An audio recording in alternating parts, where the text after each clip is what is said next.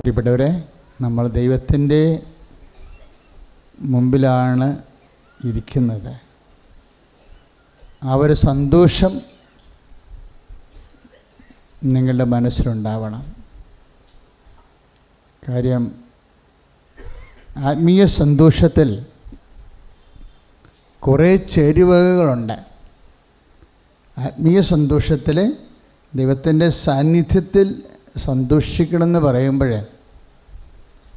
ഇപ്പം നമുക്ക് ചില വ്യക്തികളെ കാണുമ്പോൾ നിങ്ങൾക്ക് അല്ലെങ്കിൽ എനിക്ക് ചിലപ്പോൾ സന്തോഷമുണ്ടാകും, ചിലപ്പോൾ ദുഃഖമുണ്ടാകും, ചിലപ്പോൾ ഒരു താല്പര്യക്കുറവുണ്ടാകും. ആ വ്യക്തികളുടെ ജീവിത രീതികളും പണ്ട് നമ്മുടെ പഴയ ചില നമ്മുടെ ജീവിതത്തിൽ വന്നിട്ടുള്ള ആ വ്യക്തിയെ കൊണ്ടുണ്ടായിട്ടുള്ള ചില ബുദ്ധിമുട്ടുകളൊക്കെ ഓർക്കുമ്പോൾ നിങ്ങളുടെ മുഖത്തിൻ്റെ ഭാവം മാറും, അല്ലേ?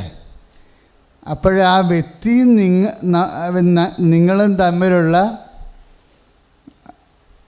ബന്ധം അതെങ്ങനെ അറിയാൻ പറ്റും?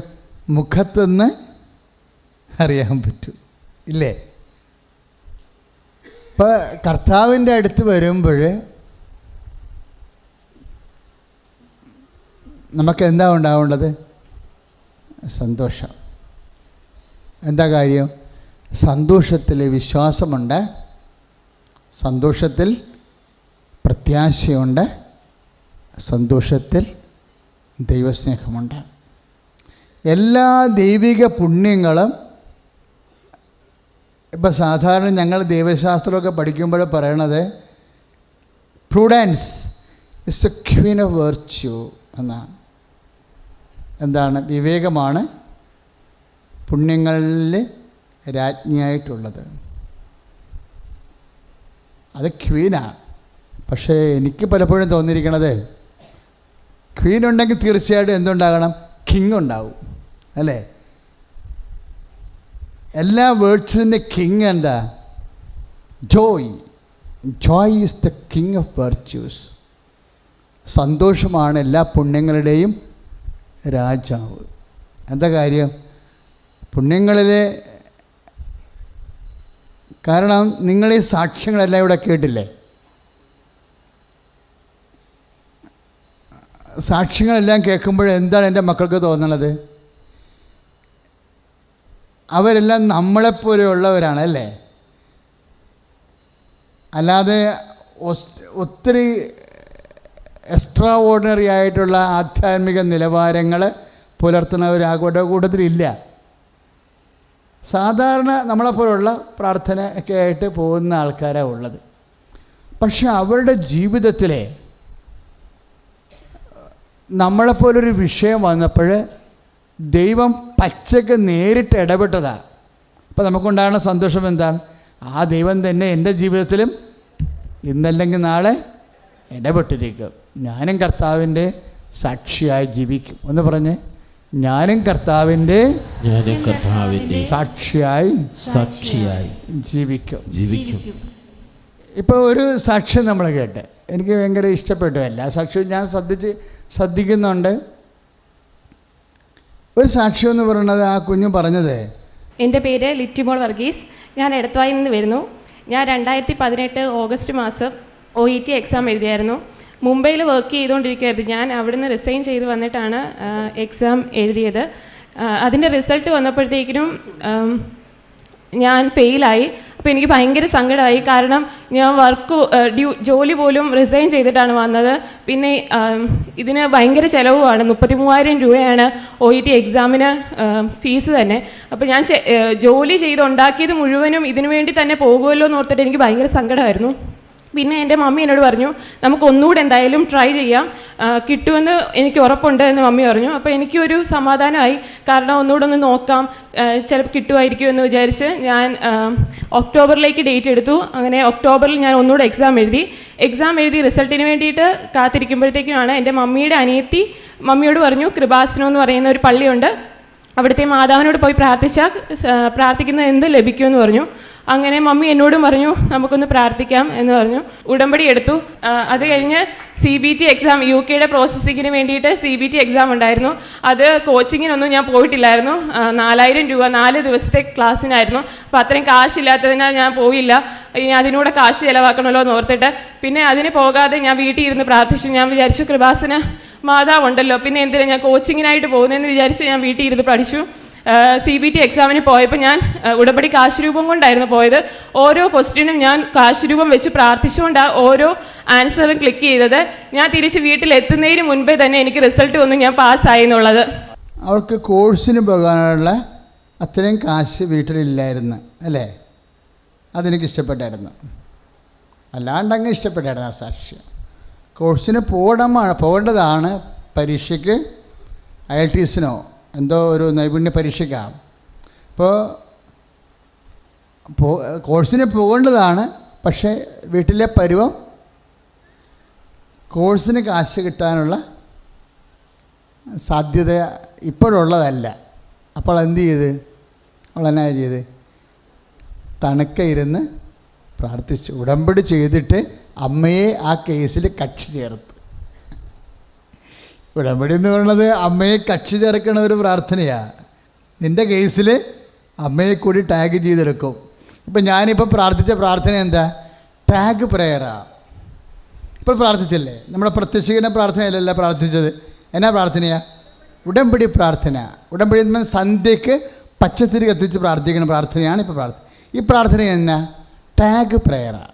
ടാഗ് എന്ന് വെച്ച് കഴിഞ്ഞാൽ കൃപാസനത്തിൽ നടക്കുന്ന പ്രാർത്ഥനയോട് നിൻ്റെ കുടുംബത്തിലെ പ്രാർത്ഥനയെ ഞങ്ങൾ ടാഗ് ചെയ്യും. അതിൻ്റെ ഉദ്ദേശം എന്താ?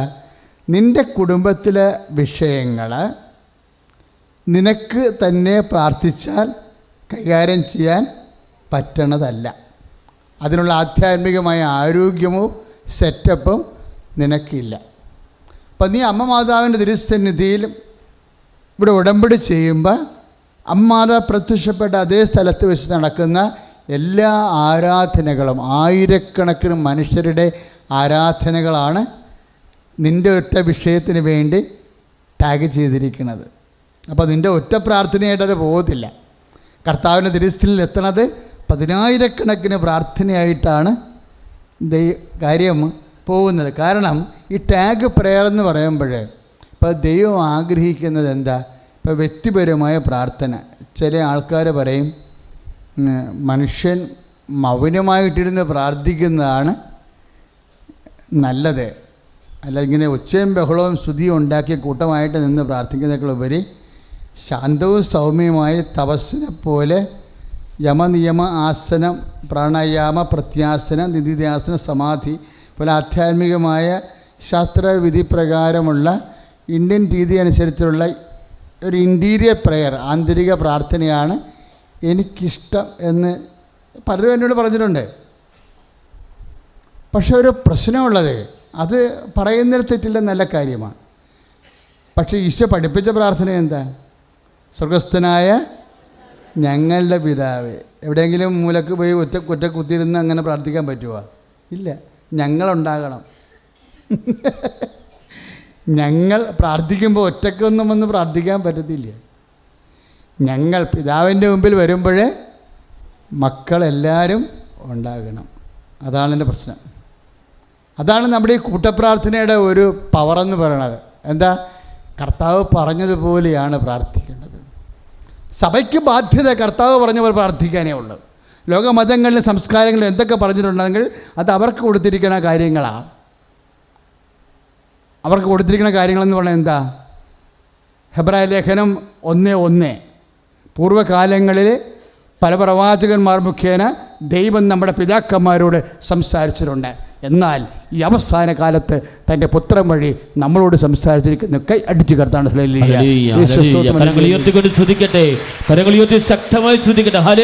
ഹെബ്രായർ 1:1 പൂർവ്വകാലങ്ങളിലെ നമ്മുടെ പിതാക്കന്മാരോട് ദൈവം പല പ്രകാരം സംസാരിച്ചിട്ടുണ്ട്. എന്നാൽ ഈ അവസാന കാലത്ത് തൻ്റെ പുത്രൻ വഴി ദൈവം നമ്മോട് സംസാരിച്ചിരിക്കുന്നു. അപ്പം ദൈവത്തിൻ്റെ പുത്രൻ വഴി ദൈവം നമ്മളോട് എന്ത് സംസാരിച്ചു അതിനെ മാത്രം അനുസരിക്കാൻ മാത്രമേ നമുക്ക് ബാധ്യതയുള്ളൂ. മനസ്സിലായില്ലേ? അതുകൊണ്ട് തന്നെയാണ് സമൂഹമായി നമ്മൾ പ്രാർത്ഥിക്കുമ്പോഴേ അത് സ്വർണമായി മാറണത്. വ്യക്തിപരമായ പ്രാർത്ഥനയ്ക്ക് സിൽവറിൻ്റെ ഗ്രേഡാണ് ഉള്ളത്. ഇപ്പം ടാഗ് പ്രയറിൽ എന്താ സംഭവിച്ചിരിക്കുന്നത്?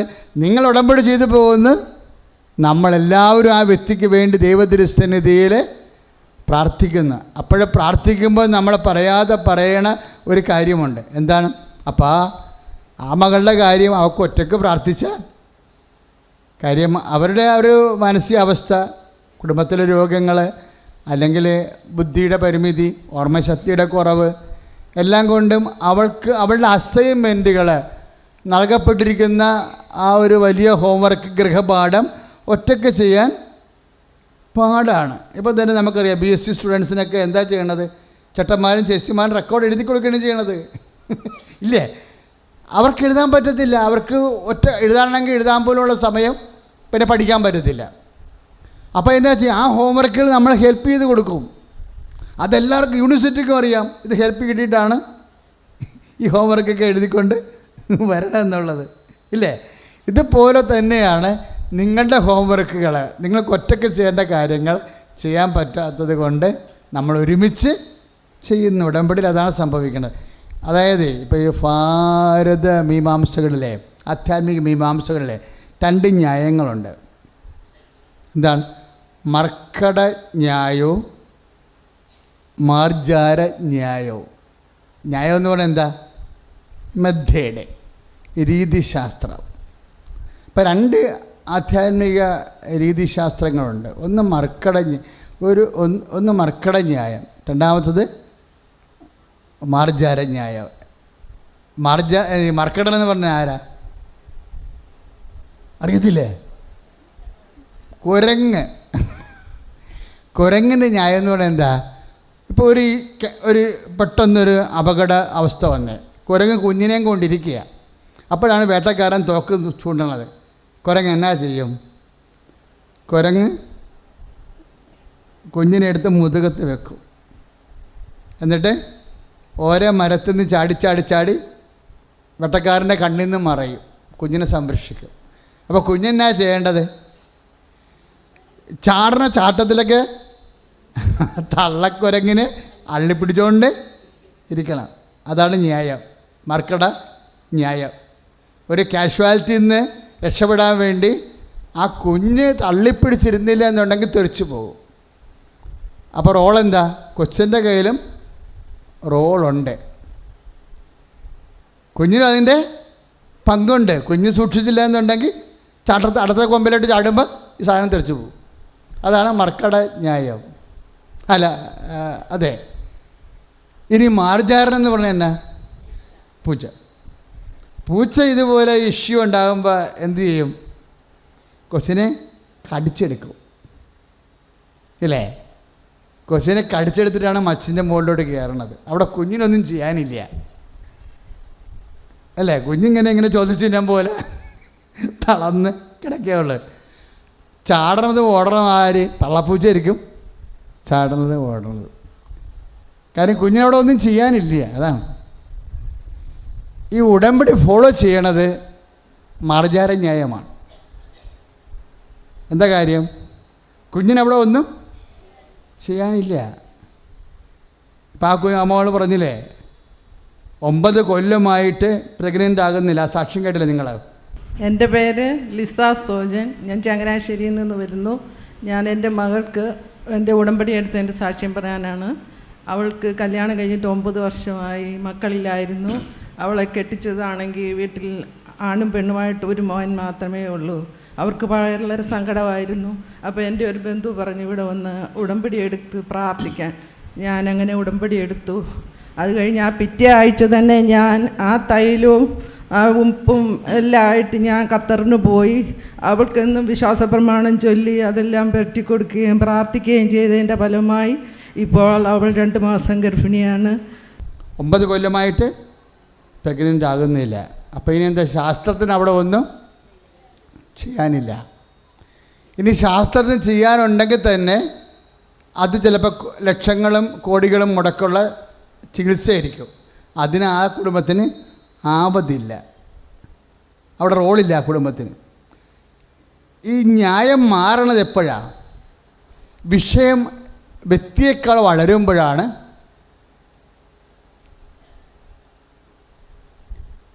വിഷയം, ഇപ്പം നമുക്കുണ്ടാകുന്നൊരു വിഷയം ചില സമയത്ത് വ്യക്തിയേക്കാൾ താഴ്ന്നതായിരിക്കും. അപ്പം അങ്ങനെ ഉണ്ടെങ്കിൽ അവിടെ മർക്കട ന്യായമാണ് ഉപയോഗിക്കുന്നത്. വിഷയം ചിലപ്പോൾ വ്യക്തിയേക്കാൾ വലുതായിരിക്കും. വിഷയം വ്യക്തിയേക്കാൾ വലുതാണെങ്കിൽ സ്വാഭാവികം അവിടെ എന്താണ്? അവിടെ നമ്മൾക്ക് വലിയ റോളില്ല. അവിടെ എന്താണ്? ദൈവം തന്നെയാണ് നേരിട്ട് ചെയ്യേണ്ടത്. ഉടമ്പടി ഫോളോ ചെയ്യണത് അതാണ്. ഇത് ഉടമ്പടിയുടെ ഒരു കണ്ടുപിടുത്തമല്ല ശരിക്കും. പഴയ കാലങ്ങൾ, അതെല്ലാം മോസസ് പറയണത്, ജെറിക്കോ പട്ടണം നിങ്ങൾക്ക് പൊടിക്കാൻ പറ്റത്തില്ല. കാരണം എന്താ? അത് രാക്ഷസന്മാരാണ് അവിടെ ഉള്ളത്, നിങ്ങളെക്കാൾ യുദ്ധ നൈപുണ്യമുള്ളതാണ്. അതുകൊണ്ട് കർത്താവ് നിങ്ങൾക്ക് വേണ്ടി യുദ്ധം ചെയ്യും, നിങ്ങൾ മൗനമായിരുന്നാൽ മതി. ഇപ്പം ചില ആൾക്കാരെ ഇന്നത്തെ സാക്ഷ്യങ്ങൾ കേൾക്കുമ്പോൾ ഈ പ്രാർത്ഥനയുടെ കുറേ മനുഷ്യർ ഇന്ന് സാക്ഷ്യം പറഞ്ഞായിരുന്നു. അവരെ ഇവിടുന്ന് തന്നിട്ടുള്ള സമയത്തും അല്ലാത്ത സമയത്തും പ്രാർത്ഥനയോടെ തന്നെ ഇങ്ങനെ രാവും പകലും വ്യാപരിക്കണം. ഈ പ്രാർത്ഥനയോടെ തന്നെ വ്യാപരിക്കുമ്പോൾ എന്താണ് നമ്മൾ പറയാതെ പറയണമെന്നറിയാവോ? എന്താണ് പറയണത്?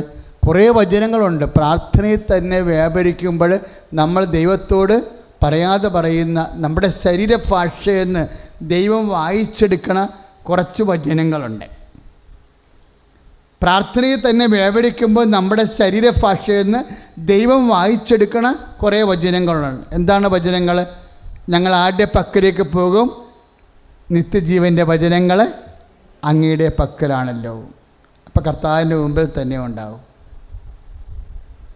ഇത് തന്നെയാണ് അതാണ് 6:69 യോഹന്നാനിൽ നമ്മൾ വായിക്കും. അതുതന്നെയാണ് നടപടി പുസ്തകം 4:12 നമ്മൾ വായിക്കുന്ന, മറ്റൊരുവൻ രക്ഷയില്ല, ആകാശത്തിനും ഭൂമിക്കും മധ്യേ രക്ഷ നൽകാൻ ഒരേ ഒരു നാമമേ നൽകപ്പെട്ടിട്ടുള്ളൂ. അതിനെക്കുറിച്ച് എനിക്ക് വിശ്വാസമുണ്ട്, എനിക്ക് പ്രത്യാശയുണ്ട്, എനിക്ക് ബോധ്യമുണ്ട്. അതുകൊണ്ട് ഞാൻ കർത്താവിൻ്റെ അടുത്ത് നിന്ന് പോകത്തില്ല. കർത്താവിൻ്റെ കൺമുമ്പിൽ തന്നെ നിൽക്കും. അതിന് ശരണമെന്ന പുണ്യമെന്ന് പറയും. പ്രാർത്ഥനയിൽ തന്നെ വ്യാപരിക്കുമ്പോൾ നമുക്കുണ്ടാകുന്ന എന്താണ്? ശരണമെന്ന പുണ്യമാണ്. ശ്രുതിയുടെ ഹല്ലേലൂയ.